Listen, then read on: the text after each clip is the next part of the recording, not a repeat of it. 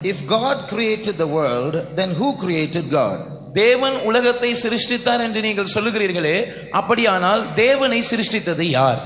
దేవుడు లోకమును సృజించెను అని మీరు చెప్పుచున్నారే, అలాగైతే దేవుని ఎవరు సృజించి ఉన్నారు? I will give you two answers for that. One a simple short answer and the second a bigger longer answer.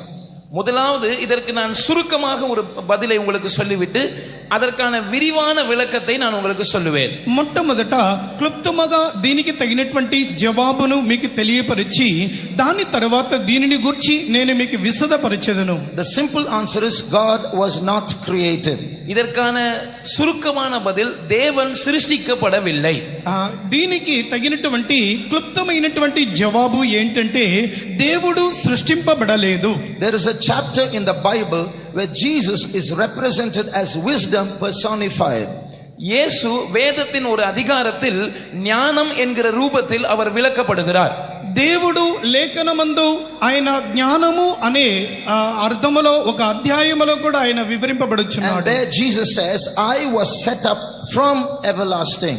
அந்த அதிகாரத்தில் நான் ஆதி முதற்கொண்டு அபிஷேகம் பண்ணப்பட்டேன் என்று இயேசு சொல்லுகிறார். ఆ యొక్క అధ్యాయమందు నేను ఆది నుండి అభిషేకింపబడి ఉన్నాడని దేవుడు సెలవిచ్చుచున్నారు. You read that in Proverbs chapter 8 and verse 23. இதை பற்றி நாம் நீதிமொழிகள் 8ஆம் அதிகாரத்தின் 23ஆம் வசனத்தில் வாசிக்கிறோம். దీనిని గురించి సామెతల గ్రంథము 8వ అధ్యాయము 28వ వాక్యమందు మనం చదువుతున్నాం. So I was set up from everlasting shows that Jesus always existed from the former eternity. நான் ஆதி முதற்கொண்டு அபிஷேகம் பண்ணப்பட்டேன் என்று சொல்லும்போது இயேசு முந்தின நித்தியத்தில் இருந்தே எப்பொழுதும் அவர் இருந்து கொண்டே இருக்கிறார். అనాది కాలము మొదలుకొని నేను అభిషేకింపబడి ఉన్నానని చెప్పినట్లయితే ఆయన పూర్వము నుండి ఆయన జీవించుచున్నాడు. Again there is a verse in the Bible which says he about Jesus is before everything, all things. Not was before, but is before all things. அவர் எல்லாவற்றுக்கும் முந்தினவராய் இருக்கிறார் என்று வேறொரு வசனம் இயேசுவை பற்றி வேதத்தில் சொல்லப்பட்டிருக்கிறது. ఆయన సృష్టి ఆరంభమున ఆయన ముందుగానే జన్మించున్నాడని వేరొక వాక్యము చెప్పుచున్నది. Not was existing, but is existing before. He is before all things means even before everything existed, he always existed. அவர் எல்லாவற்றுக்கும் முந்தினவராய் இருந்தார் என்று சொல்லப்படாமல் எல்லாவற்றுக்கும் முந்தினவராய் இருக்கிறார் என்று சொல்லப்பட்டிருக்கிறபடினாலே அவர் முந்தின நித்தியத்திலிருந்து எப்பொழுதும் இருந்திருக்கிறார் என்று நாம் விளங்கிக் கொள்கிறோம். ఆయన ప్రతి కార్యమునకు ప్రథమమైన వారుగా ఉన్నారు గనుక ఆయన సృష్టి ప్రారంభము నుండే ఆయన మొదటి వ్యక్తిగా ఉండి ఉన్నారు. But if you answer an atheist from the Bible, he will say, I don't believe in your Bible. ஆனால் ஒரு நாஸ்திகனுக்கு நீங்கள் வேதத்திலிருந்து விளக்கம் கொடுத்தால் நான் வேதத்தை விசுவாசிக்கவே இல்லையே என்று அவன் சொல்லி விடுவான். అయితే ఒక నాస్తికుని యొద్ద బైబిల్ గ్రంథములో నుండి మీరు జవాబుని ఇచ్చినట్లయితే నేను ఈ యొక్క లేఖనములను విశ్వసించడం లేదు అని అతడు చెప్పగలడు. So I'm going to answer this question not from the Bible. No more Bible references for this answer.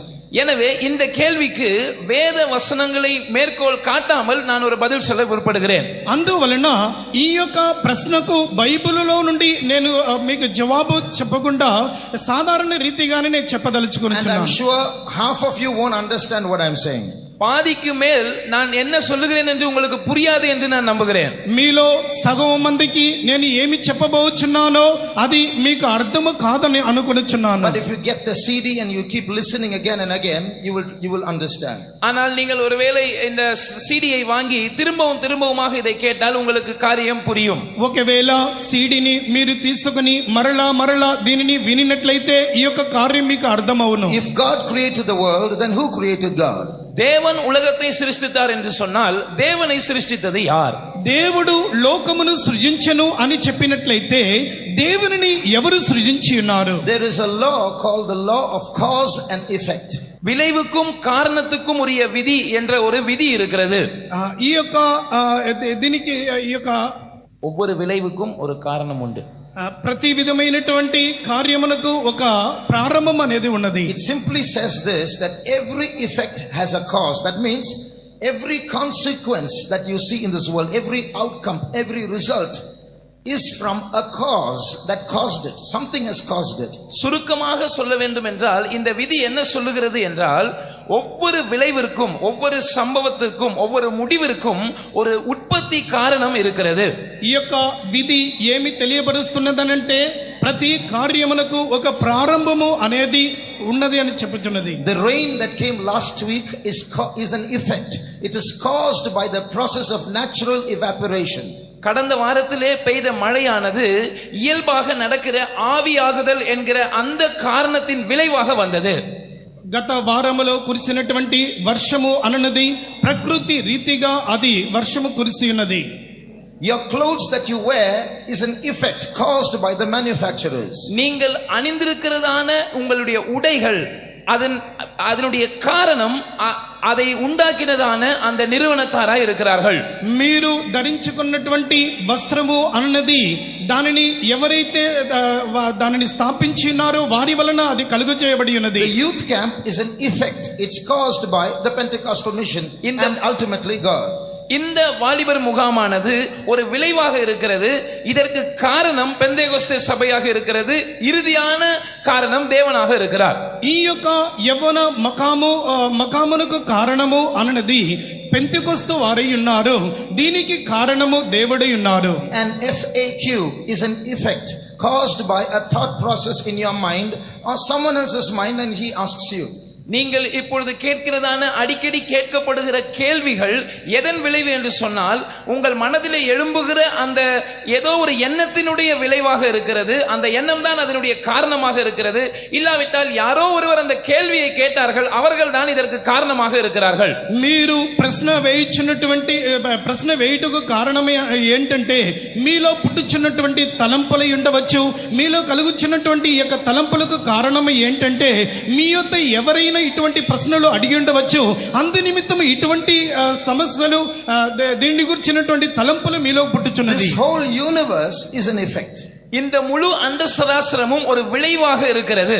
ఈ యొక్క సర్వ ప్రపంచము అది ఒక పుట్టుకయే ఉన్నది. Who is the cause then? அப்படியானால் இதை விளைவித்ததற்கான காரணி யார்? ఇవి జన్మించుటకు పుట్టుటకు కలిగినటువంటి కారణం ఎవరు? Some atheists try to avoid this problem by saying this universe always existed. நாம் இப்படி கேட்டால் சில நாஸ்திகர்கள் இந்த அண்ட சராசரம் என்றென்றைக்குமாக இப்படியே தான் இருக்கிறது என்று சொல்லி இந்த கூற்றை தவிர்க்க முற்படுகிறார்கள். వీటిని గూర్చి నాస్తికుల యొద్ద అడిగినట్లయితే ఈ సర్వ ప్రపంచము శాశ్వతముగా ఇలాగనే ఉండును అని ఈ ప్రశ్నలో నుండి వారు తప్పింపబడుటకు ప్రారంభిస్తున్నారు. This universe has no beginning, they say. அவர்கள் சொல்லுகிறது என்னவென்றால் இந்த அண்ட சராசரத்துக்கு ஒரு துவக்கம் என்பதே கிடையாது. వారు చెప్పుచున్నటువంటి కార్యము ఏంటంటే ఈ యొక్క ప్రపంచము పుట్టుటకు ఒక ప్రారంభము అనేది లేదు. But if this universe has no beginning, there are two problems. அப்படி இந்த அண்ட சராசரத்துக்கு ஒரு துவக்கம் இல்லாமல் இருக்கும் என்று சொன்னால் இரண்டு அடிப்படையான பிரச்சனைகள் எழும்பும். ఈ యొక్క సర్వ ప్రపంచము ఉత్పన్నమవుటకు సరైనటువంటి ఒక ప్రారంభము లేదంటే అనేక విధమైనటువంటి సమస్యలు కలుగును. The first problem. முதல் பிரச்சனை, మొదటి సమస్య, suppose a person is jogging on a road which does not have a starting point.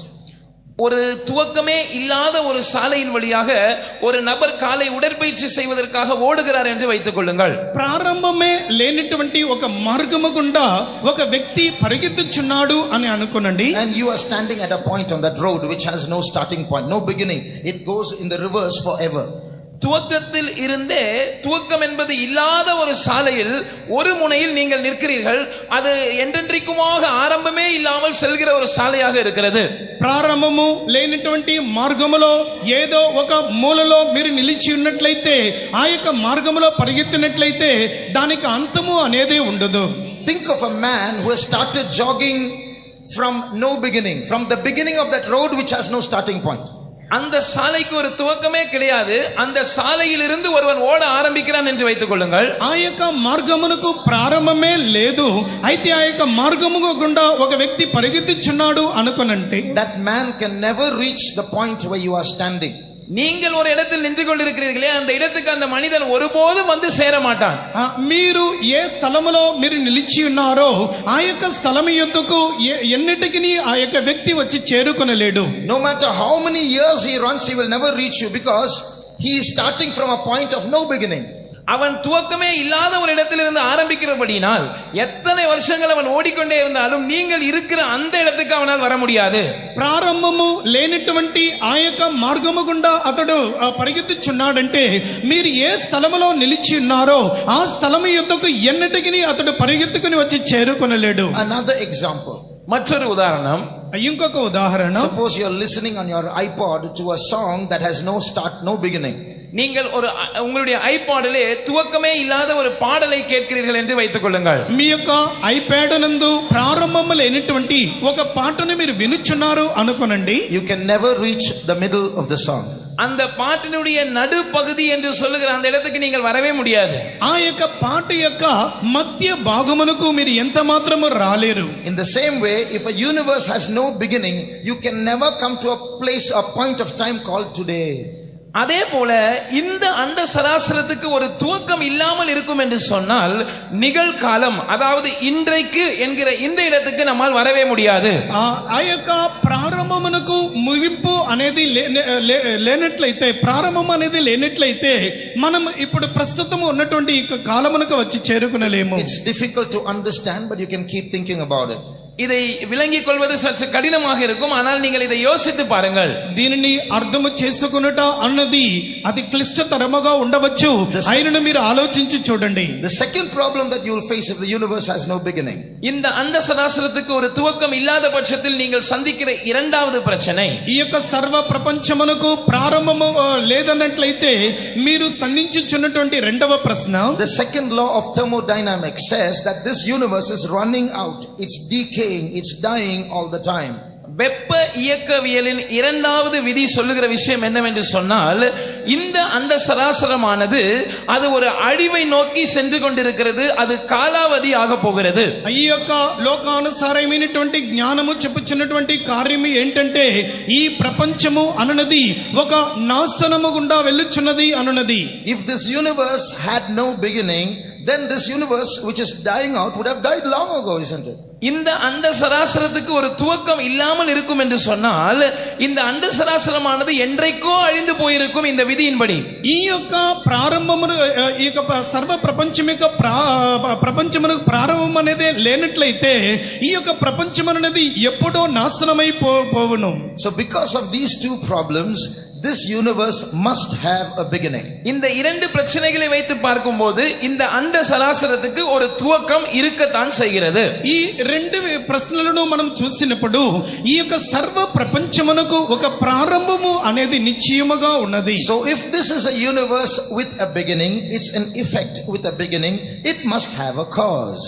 இந்த அண்ட சராசரத்துக்கு ஒரு துவக்கம் இருக்கும் என்று சொன்னால் இது ஒரு விளைவாக இருக்கிறது என்று சொன்னால் இதற்கு ஒரு காரணி இருக்கிறது, ஒரு காரணம் இருக்கிறது. ఈ యొక్క ప్రారంభం ఈ యొక్క సర్వ ప్రపంచం యొక్క ప్రారంభమునకు ఆరంభము ఉన్నది అంటే ఇది ఒక ప్రతిఫలమై ఉన్నది. Who is the cause? அந்த காரணர் யார்? దీనిని ఉత్పత్తి చేసినటువంటి వ్యక్తి ఎవరు? He is the one that we Christians call God. அவரை தான் கிறிஸ்தவர்களாகிய நாம் தேவன் என்று அழைக்கிறோம். ఆయననే క్రైస్తవులమైనటువంటి మనము దేవుడుగా మనం పిలుచుచున్నాము. Now a clever atheist asked a question like this. ஒரு புத்திசாலியான நாஸ்திகர் இப்படி ஒரு கேள்வியை கேட்டார். బుద్ధిమంతుడైనటువంటి నాస్తికుడు ఇటువంటి ప్రశ్నను వేసెను. Some Christians say that this world is so complex that it must have a designer. Its design is so beautiful that this design must have a designer.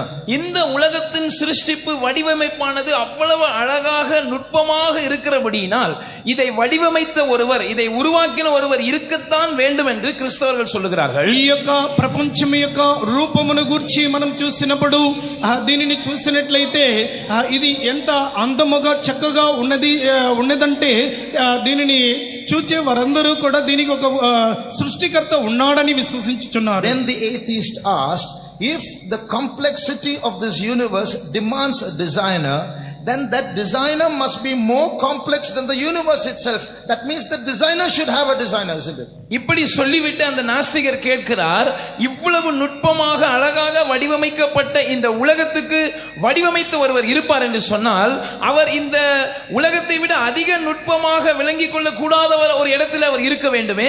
அப்படி என்றால் அவரை சிருஷ்டித்தது யார் என்று கேட்கிறார். ఈ యొక్క ప్రపంచము ఇంత గుండ్రముగాను ఇది చక్కగా ఇది రూపింపబడి ఉన్నట్లయితే దీనిని సృజించినటువంటి దేవుడును ఎంత చక్కగా ఉండవచ్చు. So we come back to that question, who created God? அதே கேள்விக்கு நாம் திரும்பி வருகிறோம், யார் தேவனை சிருஷ்டித்தது?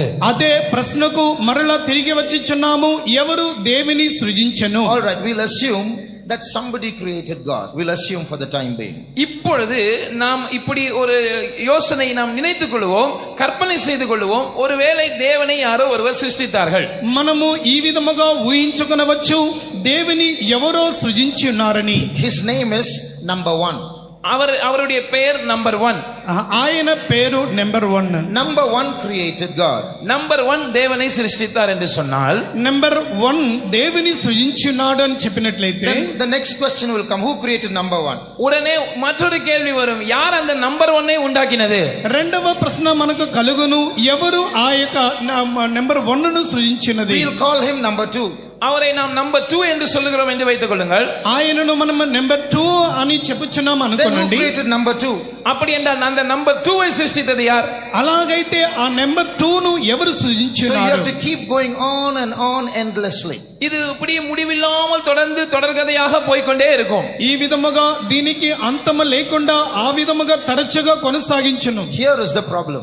இங்கேதான் பிரச்சனை வருகிறது. ఇక్కడే సమస్య వచ్చిచున్నది. You can't go like that backwards endlessly. You can't go on saying there was a number 10 and number 120 and number 1500.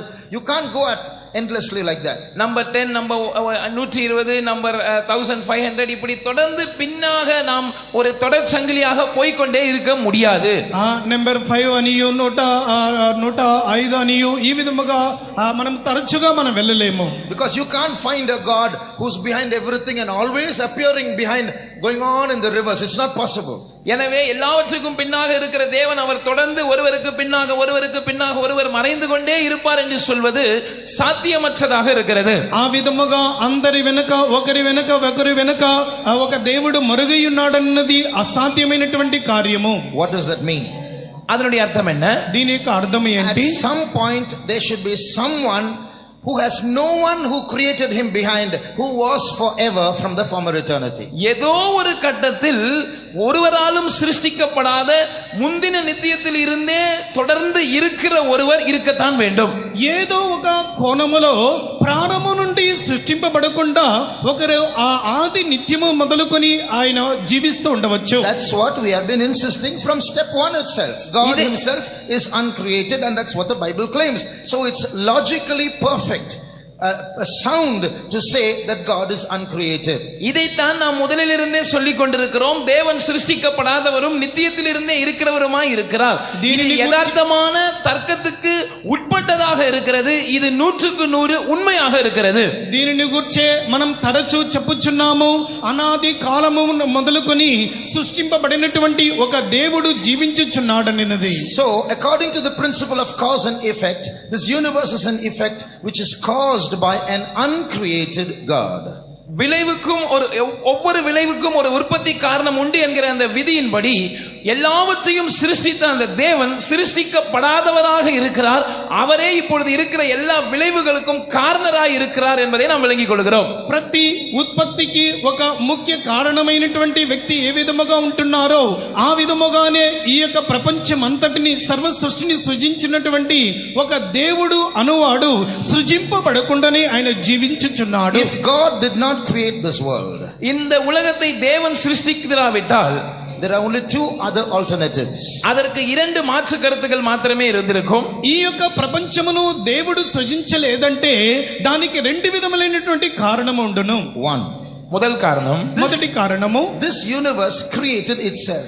இந்த அண்ட சராசரமானது தன்னைத்தானே சிருஷ்டித்துக் கொண்டது. ఈ సర్వ ప్రపంచము అన్నది తనకు తానుగానే సృజింపబడి ఉన్నది. How can it create itself? அது எப்படி தன்னைத்தானே சிருஷ்டித்துக் கொள்ள முடியும்? అది ఏ విధముగా తనకు తానుగా సృజింపబడును? If you say it created itself, அது தன்னைத்தானே சிருஷ்டித்துக் கொண்டது என்று நாம் சொல்வோம் என்றால், అది తనకు తానుగానే సృజింపబడి ఉన్నదని మనం చెప్పినట్లయితే Before it was created, what is it? It is not existing. Then how can it create itself?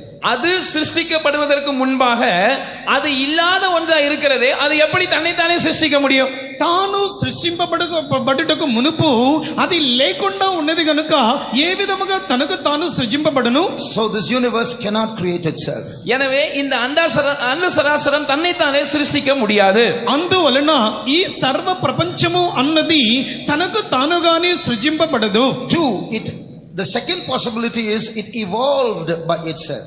இரண்டாவது சாத்தியக்கூறு என்னவென்று சொன்னால் அது தன்னில் தானே இருந்து உற்பத்தியானது அல்லது தோன்றினது. రెండవదిగా చెప్పవాలంటే ఏంటంటే తనకు తానుగా ఉత్పత్తి చేసుకుని ఆ విధముగా జన్మించినది. That's what science or worldly science claims. இதைத்தான் உலக விஞ்ஞானம் சொல்கிறது. దీనినే లోకానుసారమైనటువంటి విజ్ఞానము తెలియబరుస్తున్నది. So what is science, worldly science saying? உலக விஞ்ஞானம் என்ன சொல்லுகிறது? లోక జ్ఞానము ఏమి చెప్పుచున్నది? Everything came from nothing. எல்லாமே ஒன்றுமில்லாமையிலிருந்து வந்தது. ఆ సమస్తము శూన్యములో నుండి కలుగు చేయబడి ఉన్నది. So if you say everything came from nothing, எல்லாமே ஒன்றுமில்லாமையிலிருந்து வந்தது என்று நாம் சொல்வோம் என்றால், సమస్తము శూన్యములో నుండి కలుగు చేయబడి ఉన్నది అని మనం చెప్పినట్లయితే, it requires more faith to be an atheist than to be a Christian. அப்படி என்றால் ஒரு நாஸ்திகனா இருப்பதற்கு ஒரு கிறிஸ்தவனா இருப்பதற்கு தேவையான விசுவாசத்தை விட அதிக விசுவாசம் தேவையா இருக்கும். అలాగైతే ఒక నాస్తికుడుగా ఉండుటకును ఒక క్రైస్తవుడుగా ఉండుట కంటే అధికమైనటువంటి విశ్వాసం అవసరము. All those who say there is no God believe that everything came from nothing. தேவன் இல்லை என்று சொல்லுகிற எல்லாருமே ஒன்றும் இல்லாமையிலிருந்து தான் எல்லாம் தோன்றினது என்று நம்புகிறார்கள். దేవుడు లేడు అని చెప్పు వారందరూ శూన్యములో నుండి సమస్తము కలుగు చేయబడి ఉన్నదని నమ్ముచున్నారు. By one by getting rid of all the other possibilities, we conclude that this world was created by an uncreated God. எத்தனை சாத்தியக்கூறுகள் இதற்கு மாற்று கருத்தாக இருந்தாலும் ஒன்றுக்கு ஒன்றாக நாம் விளக்கம் சொன்ன பிற்பாடு கடைசியாக கிடைக்கக்கூடிய பதில் என்னவென்று சொன்னால், இந்த அண்ட சராசரமானது சிருஷ்டிக்கப்படாத ஒரு தேவனால் தான் சிருஷ்டிக்கப்பட்டது. ఎన్ని ఉత్పత్తి చేయబడినటువంటి కార్యములు ఉన్నప్పటికీ ఈ సర్వ ప్రపంచము అనున్నది సృష్టింపబడినటువంటి దేవుని వలన కలుగు చేయబడి ఉన్నది.